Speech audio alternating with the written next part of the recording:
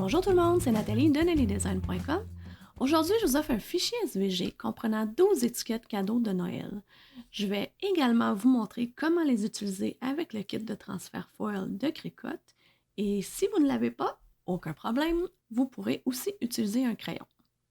Restez jusqu'à la fin car je vous montrerai aussi comment personnaliser vos étiquettes et comme j'aime économiser, on verra aussi si on peut réutiliser une feuille de transfert foil. Alors, la première chose qu'on va faire, c'est qu'on va aller télécharger le fichier d'étiquette de Noël que vous avez préalablement téléchargé de la bibliothèque de Nelly Design. Et idéalement, on sauvegarde sur son ordinateur à un endroit où on va se souvenir qu'on a bien téléchargé et on va le chercher à cet endroit-là en cliquant sur Télécharger, Télécharger image, Parcourir et juste ici, je l'ai nommé Christmas Tag-Nelly Design, donc étiquette de Noël Nelly Design en anglais. Et vous avez vos 12 étiquettes que vous voyez très bien ici. Donc là, on va sauvegarder. On va sélectionner ça ici et insérer des images. Et là, ne faites pas le saut. Si je zoome ici, vous allez voir que un paquet de couches jaunes. C'est très normal de ce que vous voyez là présentement. Je vous explique pourquoi. Mais avant de toucher à quoi que ce soit, ce qu'il faut faire quand on télécharge un fichier de la bibliothèque de Nelly Design, c'est toujours de commencer par dégrouper pendant que tout est sélectionné. Là, faites bien attention de ne rien bouger. Et ce qu'on va faire, c'est que tout ce qui est jaune va être changé en foil. C'est vraiment les couches qui sont dessinées à l'aide de la pointe foil. Si vous n'avez pas la pointe foil, vous pouvez aussi utiliser un crayon et le dessiner à l'aide d'un crayon. Si vous avez un crayon doré, c'est super le fun.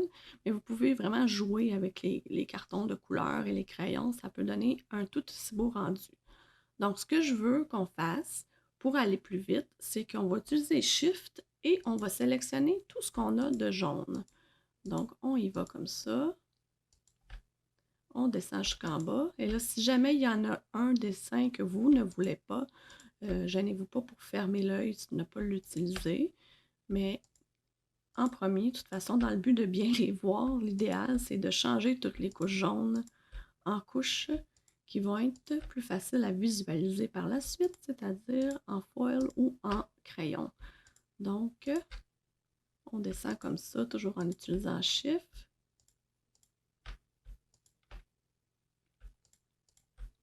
J'y arrive, lentement mais sûrement.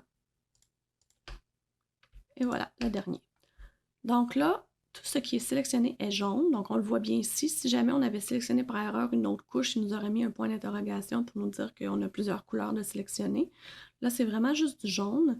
On va cliquer sur découper et si jamais vous voulez faire le crayon, vous cliquez sur dessiner. Moi, je vais aller faire le foil et je vais choisir la pointe large. Et là, vous voyez que j'en ai oublié un. C'est pas un problème. On va aller faire la pointe large ici. Et là, vous allez voir, si vous le faites un par un, il fait ce drôle de choses-là. Je ne sais pas pourquoi.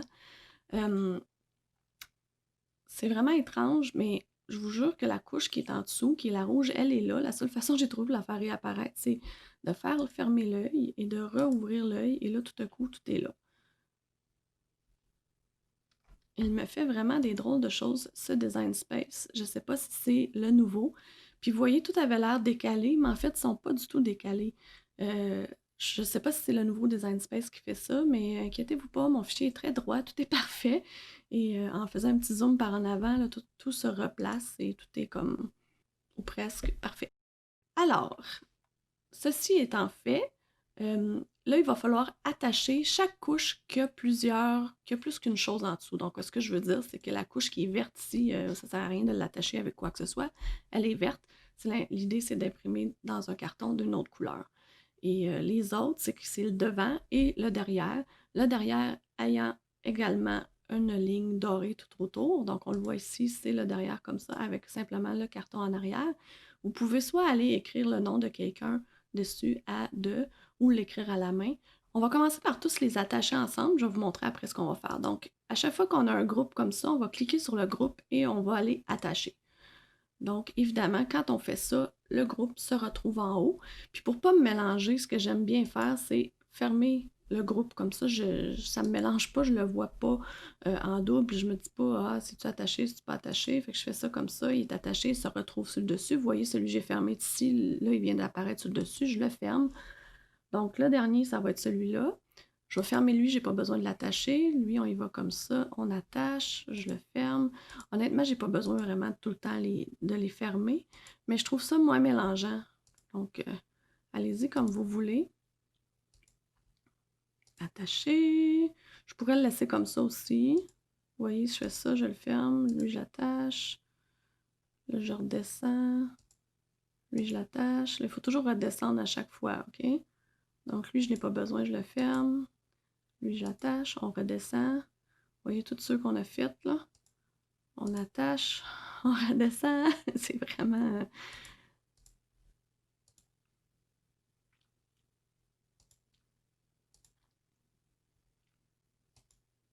Là, ça me tanne. Je vais les fermer toutes d'un coup. Ça fait que c'est moins long à redescendre aussi en même temps. Donc, on attache.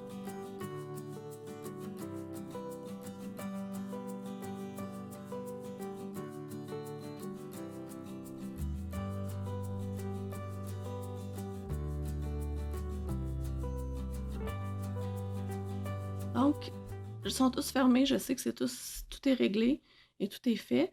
Si je fais créer, on va voir ce que ça nous donne. Donc, j'ai toutes mes étiquettes avec le foil placé sur un tapis et un deuxième tapis et tous les cartons qui sont à insérer entre les deux couches ici. Donc, pour le moment, je vais me concentrer sur l'étiquette avec le dessin. On va venir écrire un texte sur ceux-là après. Si je ne me trompe pas, ça risque d'être 1 sur 2, risque d'être celui du fond. Donc, 1 sur 2, je pourrais fermer l'œil. Sinon, je les ouvre pour voir c'est quoi. Effectivement, c'est juste la couche qui en a 2 dedans. Mais si tout va bien, je devrais l'avoir 1 sur 2. Donc, c'est pas si pire. Et ici, c'était pas le cas. Donc, on va comme ça. Voilà. Donc, on va aller faire celui-là. On va aller créer. Et là, on va avoir tout ça de bien ordonné. Ce que je fais, moi, je vais aller placer ces deux-là en dessous parce que je vais essayer d'optimiser ma feuille de foil pour qu'il me garde une bande ici après que je pourrai utiliser plus tard. Ça va être plus facile que de l'avoir tout croche comme ça. Plus optimisé si on veut. Donc, on continue. Je vais sélectionner mon papier et ensuite aller mettre l'outil foil, l'outil de transfert foil dans la cricotte ainsi que le papier. J'utilise un carton rouge 12 par 12 et je vais tout de suite installer la feuille de transfert foil par-dessus. Faites attention de ne pas prendre deux à la fois, là, ils sont très très minces les feuilles de transfert. Avec les feuilles de transfert viennent des bandes autocollantes pour coller la feuille de transfert sur le carton. C'est pas toujours facile à installer, puis la statique a fait lever la feuille de transfert quand on vient pour coller la bande autocollante. Donc, faites attention à ça. L'idée, là, c'est de lisser le plus possible la feuille de transfert. Mais inquiétez-vous pas si c'est pas parfait, c'est pas grave, ça va quand même fonctionner. Une petite note par contre, si la bande autocollante touche le tapis de votre cricotte, surveillez-la car des fois elle a tendance à décoller pendant le fonctionnement de la cricotte. Donc, une fois les 4 côtés collés, j'ai sélectionné l'embout large de la pointe foil. C'est l'embout qui a 3 petites lignes comme on voit dans Design Space. Et il se place super facilement dans le boîtier parce qu'il est aimanté, donc ça colle instantanément. Donc, on est prêt à peser sur le bouton.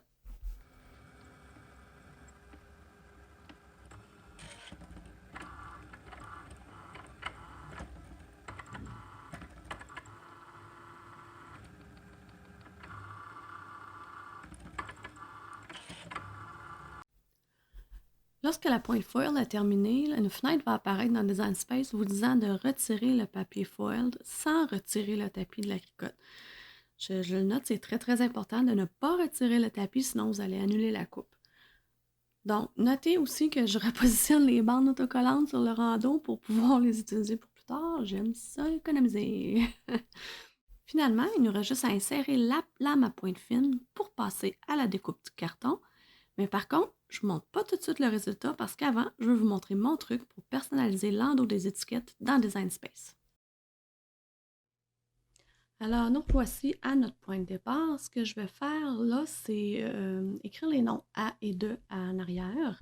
Et pour faire plus simple, je vais sélectionner tout et on va grouper rapidement pour, petit raccourci, fermer l'œil et que tout disparaisse. Alors, le groupe était seulement cette utilité-là, c'est qu'on a le groupe avec tout ce qui était ouvert et ça nous a permis de le fermer. Sinon, ce qu'il aurait fallu faire, c'est les fermer un à un. C'est pas super pratique et c'est long. Moi, j'aime ça être rapide. On ferme ça et là, je vais même, pour plus faciliter, juste fermer le groupe. Et là, tout ce qui nous reste, qui n'était pas dans le groupe et qui avait l'œil fermé avant, c'est les couches qu'on avait d'attacher ensemble. Donc, on va aller les ouvrir. Ceux-là, on va les faire une par une. Ça va être un peu plus simple. On n'a pas vraiment le choix, en fait, parce qu'on n'est pas capable d'aller les grouper ensemble parce qu'ils sont fermés. Donc, on les rouvre.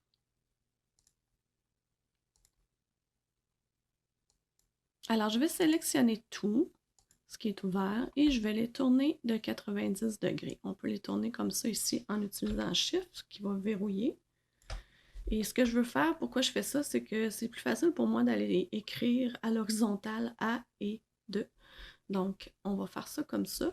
Puis, c'est pas la fin du monde. Vous pourriez aussi l'écrire de l'autre sens. C'est juste plus simple pour moi. Donc, le texte. Je vais écrire un texte. Et ce que je veux faire, celui-là, je veux l'écrire à la main. Ben, pas à la main, mais je veux l'écrire avec un crayon. Et je vais utiliser un Sharpie que j'ai qui est or. Donc, je vais vous montrer comment je fais ça aussi. Donc, on va commencer par écrire A. Et Cricut n'est pas super bon avec les accents. Alors, je vais éviter l'accent, puis je vais aller les ajouter à la main après. Et là, riez pas. J'ai un échange de cadeaux. Donc, ça va être à point d'interrogation parce que nous, on garde secret à qui on envoie ça. Donc, ce que je veux comme police de caractère, c'est une police de caractère d'écriture. Donc, je vais aller ici dans Filtre et je vais aller sélectionner Écriture.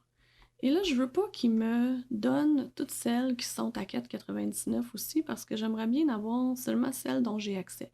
Présentement, je suis abonnée à Cricut Access, donc j'ai accès à beaucoup de polices. Des fois, ça en est quasiment trop. Et ce que je vais faire, je vais donc cliquer aussi sur mes polices. Fait qu'il va éliminer toutes celles que j'ai pas dans Cricut Access, donc qui sont qu'à 4,99. Ce qui risque de faire mon bonheur parce que ça va en éliminer quelques-unes. Donc, une que j'ai trouvée que j'aimais bien s'appelle Be Mine. Donc, on peut aussi aller taper directement là et elle va apparaître. Donc, c'est elle que j'ai choisie. On va aller mettre ça à une grandeur qui a du bon sens. Je vais reproduire et je vais aller écrire de Nathalie.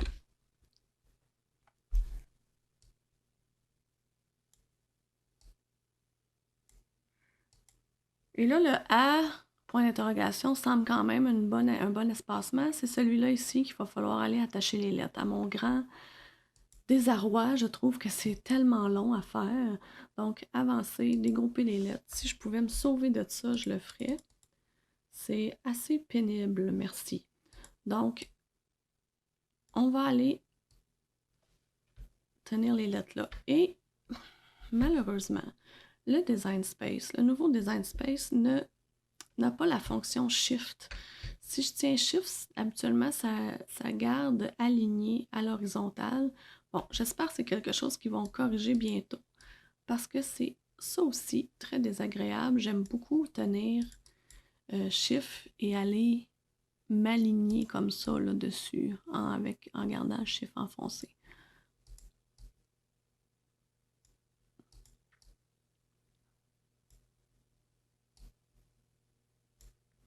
Donc, on fait ça pour toutes les étiquettes avec tous les noms qu'on veut.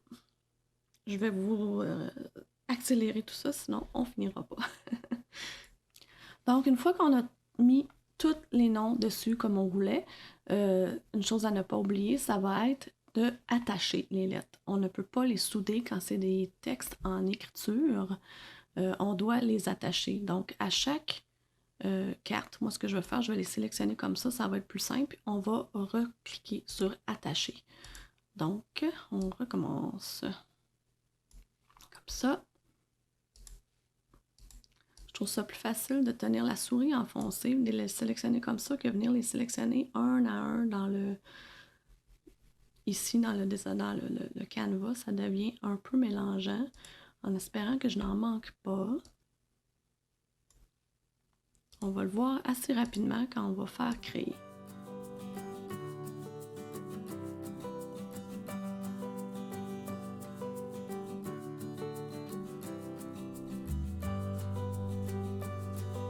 Alors, on est prêt à faire créer. Et voilà, j'ai rien manqué. Je pense que toutes mes lettres sont là. Et on va aller, encore une fois, mettre la feuille de foil parce que le contour est fait avec du foil et ce que je vais prendre pour dessiner, ça va être un crayon. Donc, on clique sur Continuer. On sélectionne le carton et on va suivre exactement ce qu'il nous dit de charger. Donc, on peut charger le crayon en même temps que la pointe foil. Et après ça, on va aller changer pour la lame à pointe fine.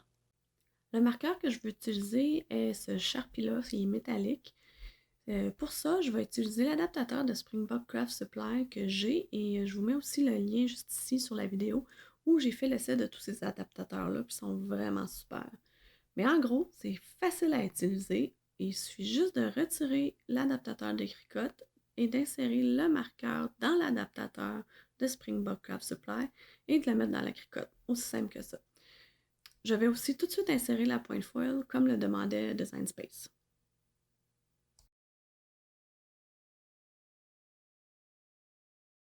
Une fois l'étape d'écriture terminée, Design Space va nous demander d'ajouter la feuille de transfert foil. Et là, je me suis dit, est-ce que je pourrais reprendre la même feuille? Ben, après tout, j'avais juste le contour des étiquettes à faire. Donc, j'ai repositionné la même feuille de foil en la décalant un peu pour être sûr que le contour des étiquettes n'arrive pas à la même place là, que la fois précédente. Et je me suis dit, bah, au pire, il va y avoir quelques petits manques ici et là. Ça ne devrait pas être trop grave. Eh bien, savez-vous quoi? Le foil était tout de même parfait. Aucun manque. J'avoue qu'il n'y avait pas grand-chose à dessiner, c'est sûr, là, mais je trouve quand même que ça valait le coup de l'essayer. C'est presque une feuille 12 par 12 au complet. Une fois la coupe terminée, je trouvais que les lettres étaient un peu grasses. C'est difficile à lire là, dans le cas de certains noms. J'ai donc décidé qu'avant de retirer le tapis, d'insérer le crayon brillant noir que j'ai de cricotte et de relancer la cricotte. Alors, comme l'écriture était la première étape et que je n'avais pas retiré le tapis, bien, la cricotte a été capable de réécrire exactement par-dessus les lettres A en noir brillant. Alors voilà les belles étiquettes et je ne vous cacherai pas que l'assemblage est quand même assez simple. Alors j'ai deux couleurs pour le centre, soit des bleus et des verts. Donc on ajoute de la colle juste ici, on colle le carton du centre et à l'arrière l'étiquette de nom. Pas plus compliqué que ça. Par contre, ce que je veux faire, c'est d'ajouter un petit œillet doré comme ça pour sécuriser le trou. Et je vais utiliser mon Crop-A-Dial que j'aime beaucoup. Il y a un petit mécanisme qui me permet d'ajuster la distance entre le rebord et le trou. Comme ça, toutes mes cartes vont pouvoir être à la même distance. Donc, on fait un trou et on entre l'œillet dedans et on appuie sur le Crop-A-Dial et l'œillet est installé. Donc, je vous invite à venir sur Facebook me montrer vos étiquettes. J'aime toujours savoir les variétés que vous faites et les différentes couleurs qui sont utilisées. Et si vous avez aimé la vidéo, n'oubliez pas de faire un petit pouce par en haut. Et sur ce, on se voit très bientôt. Bye bye!